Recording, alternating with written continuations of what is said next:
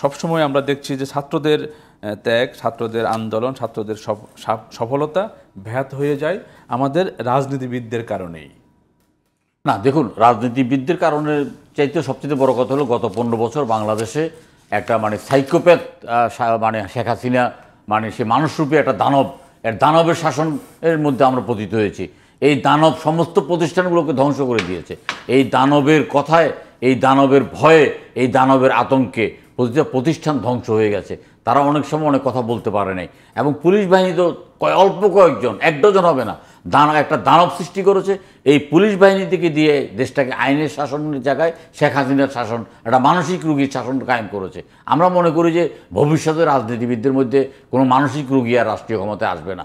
শেখ হাসিনার অনেক আগেই শেখ হাসিনার চিকিৎসা করে তাকে রাষ্ট্র থেকে বিতরণ করা দরকার ছিল, সেটা করা হয়নি।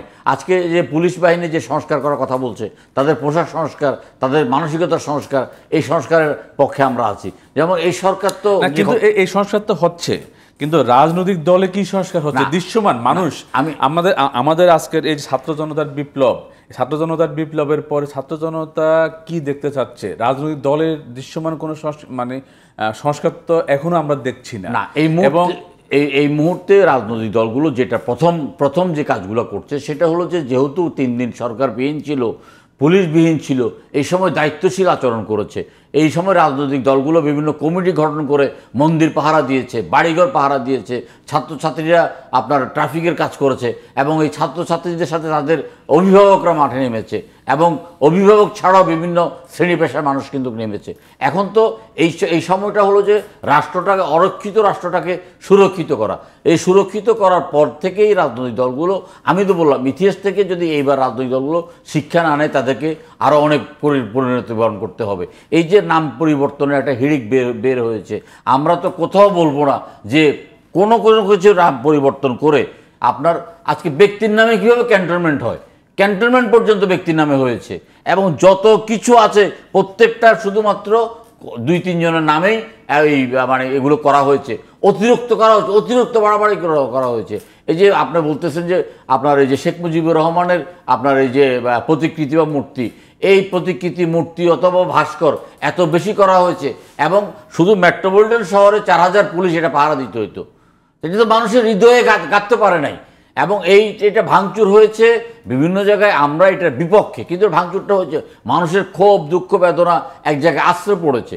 কিন্তু এই যে পরিবর্তনটা, আমরা মনে করি যে নাম যদি পরিবর্তন করতে হয়, তাহলে যদি আপনি পিজি হাসপাতালের নাম পরিবর্তন করেন, সেটা আপনি শহীদ আবু সাইদের নামে পরিবর্তন করেন, আপনি মুগ্ধর নামে আপনি পরিবর্তন করেন, আপনি যেসব শহীদ হয়েছে বিভিন্ন হল যদি নাম পরিবর্তন করা হয় এবং বিভিন্ন যদি কাঠামো পরিবর্তন করতে চান, যদি আপনি স্টেডিয়ামের নাম পরিবর্তন করতে চান, যেগুলো বিনা কারণ হয়েছে, এয়ারপোর্টের নাম পরিবর্তন করতে চান, তাহলে ওই পরিবর্তনটা আর কোনো রাজনৈতিক নেতার নামে না করে এই আন্দোলনে যারা শহীদ হয়েছে এবং বিগত আন্দোলনে যারা শহীদ হয়েছে, গত 15 বছরে অসংখ্য আন্দোলনে শহীদ হয়েছে।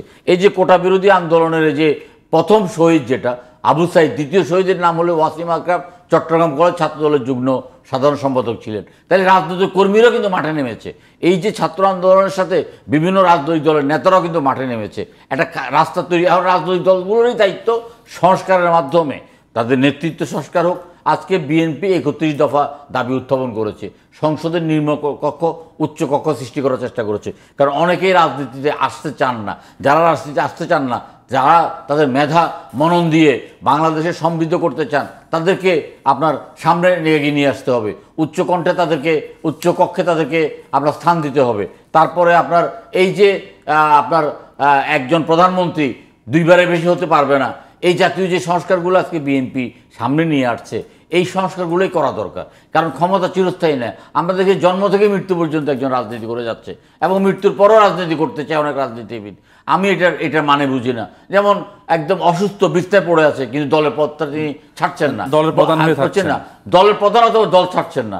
আমাদের তো আমরা তো এটাই দেখছি যে আমাদের বড় দলগুলোর সংস্কৃতিটা এটা তৈরি হয়ে গেল। আমরা সেখান থেকে আমরা সম্মেলন করে সব দায়িত্ব দিয়ে দিচ্ছি একজনকে, উনি কমিটি করবেন। উনি কতটুকু গণতান্ত্রিক না, এটা গণতান্ত্রিক নয়। কমিটিটা অবশ্য একজন দায়িত্ব দিলেও তো তিনি এককভাবে করেন না। হয়তো আজকে থেকে 50 বছর আগে বিশ্ব নির্বাচন কমিটির মাধ্যমে আমরা আমাদের নেতৃত্ব নির্বাচন করতাম। এখন সাবজেক্ট কমিটি, আপনি যদি ছাত্রদল যুবদলকে জিজ্ঞাসা করেন সাবজেক্ট কমিটি কি, এটা শরীফ ভাই বলতে পারবে, কিন্তু অন্যরা বলতে পারবে না, অন্যরা বলতে পারবে না, ওটা জানেও না। তো এখান থেকে অবশ্যই শিক্ষা নেবে এবং এখান থেকে সরে আসতে হবে। এবং জ্যোতি বসু তো আপনার একটা উদাহরণ সৃষ্টি করেছেন। তিনি কিন্তু আপনার ক্ষমতার থেকে সরে গেছেন স্বাস্থ্যগত কারণে। আমি অনেক বিএনপি স্থায়ী কমিটির সদস্যকে দেখি যে তারা মানে একদম চলন শক্তিবিহীন, কিন্তু হয়তো দল তার সম্মানের জন্য তাকে মানে সরাচ্ছে না, কিন্তু তিনি তো নিজের থেকে আপনার চলে আসছে, তিনি তো কোনো অবদান রাখতে পারতেছেন না, তিনি তো নিজ থেকে সরে আসতে হবে, উদাহরণ সৃষ্টি করতে হবে। রাজনীতিবিদরা যদি আমাদের সামনে উদাহরণ সৃষ্টি করতে না পারে তাহলে তো এখানে রাজনীতির সংস্কারটা হবে না। রাজনীতির সংস্কারটা অত্যন্ত জরুরি। রাজনীতি থেকে দুর্বৃত্তায়নটাকে কঠিন হস্তে দূর করা জরুরি। আপনার কোনো ছেঁচড়া চাঁদাবাজ, আপনার ড্রাগ অ্যাডিক্টেড, এদের জন্য রাজনীতি নিষিদ্ধ করতে হবে, তাদের স্থান হবে কারাগারে। আমরা এই কাজগুলো আমরা যেহেতু বলছি আমরা অতীত থেকে শিক্ষা নিয়েছি, অতীত থেকে শিক্ষা নিচ্ছি। আমরা বারবার বলেছি যে ছাত্র গণ অভ্যুত্থানের মাধ্যমে এই সরকারের পতন হবে, তখন ঠেস মারতো, তখন আমাদের টিটকারি করতো। আমরা বলতাম যে ছাত্র গণ অভ্যুত্থান কোনোদিন দিন তারিখ ক্ষণ দিয়ে হয় না। ছাত্র গণ অভ্যুত্থান আগুনের স্ফুলিঙ্গের মতো হঠাৎ করে জ্বলে উঠবে এবং সেই জ্বালার মধ্যে দিয়ে সমস্ত কিছু বর্ষীভূত হয়ে যাবে। আজকে প্রমাণ হয়েছে। আজকে ছাত্ররা কি শক্তি, আজকে একটা দুটো মানে দম্ভিকতা, মানে অহংকার। আপনার মেট্রো রেল কি আপনার বাবার টাকায় করেছেন? আপনি কি হাইওয়ে কি আপনার বাবার টাকায় করেছেন? করেন নাই, কিন্তু আমি করেছি। আজকে আমাদের ঘাড়ে কতটা ঋণ আছে সেটা আমরা বলতেছি। কর্ণফুলী টানেলের, আমি চট্টগ্রামের সন্তান হিসেবে বলতে, একেবারেই অপ্রয়োজনীয়, শুধুমাত্র লুণ্ঠন করার জন্য এসব প্রজেক্ট হাত নিয়েছে। যেসব প্রজেক্টে আপনার আমাদের বৈদেশিক মুদ্রার অপচয় হয়েছে, আমাদের ঋণ বৃদ্ধি করেছে। এক একটা প্রকল্প 3বার 4বার এই সরকার এসে টাইম বেঁধে দিতে হবে যে প্রকল্প যত সময় শেষ করতে হবে, এবং প্রকল্পের জন্য কোনো অর্থ ব্যয় করা যাবে না, নতুন করে কোনো অর্থ বরাদ্দ করা যাবে না। বিদেশি আপনার সফর যেটা করছে, প্রমোদ ভ্রমণকে নিষিদ্ধ করতে হবে। এবং আমি মনে করি যে এই মুহূর্তে সরকারি ছুটি 2 দিন কমিয়ে 1 দিন করা দরকার। কারণ এখন শুধু কাজ আর কাজ, প্রয়োজনে সপ্তাহে 7 দিন কাজ করতে হবে। 7 দিন কাজ করে এই যে বাংলাদেশটা একটা একদম স্থানচ্যুত হয়ে গেছে, প্রত্যেকটা জিনিস, আর্থিক প্রতিষ্ঠান বলেন, সামাজিক প্রতিষ্ঠান বলেন, রাজনৈতিক প্রতিষ্ঠান বলেন, পিএইচসি বলেন, আপনার দুর্নীতি দমন কমিশন বলেন, এই যে বেনজির, হাজার হাজার বেনজির এখনো বাংলাদেশের মাটিতে আছে, হাজার হাজার বেনজির, লক্ষ লক্ষ বেনজির। এই বেনজিরদেরকে খুঁজে আইনের আওতায় আনতে হবে। তা না হলে এই যে আবু সাইদরা, এই মুগ্ধ, যখনই আমার কাছে মুগ্ধর কথাটা মনে হয় আমার 2 চোখে পানি চলে আসে।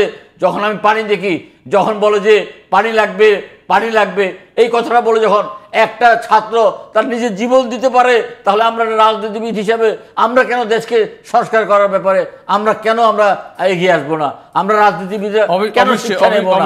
আপনার ক্লাস 8-এর একটা ছাত্র একটা চিঠি লিখে গেছে মায়ের কাছে, মা, স্বার্থপরের মতো ঘরে বসে থাকতে পারলাম না, স্বার্থপরের মতো এই ঘরে আমার ভাইরা মারা যাচ্ছে, একজন প্রতিবন্ধী আপনার যদি আন্দোলনে যেতে পারে, একজন আপনার মানে বিকলাঙ্গ ব্যক্তি যদি আন্দোলনে যেতে পারে, মা আমাকে ক্ষমা করে দিও, এই বেঁচে থাকার চাইতে মৃত্যু অনেক শ্রেয়। বুকের মধ্যে বুক পেতে তারা গুলি করে নিয়েছে। আমরা রাজনীতিবিদরা আমরা যদি তাদের সাথে বেইমানি করি তাহলে ইতিহাস আমাদেরকে ক্ষমা করবে না।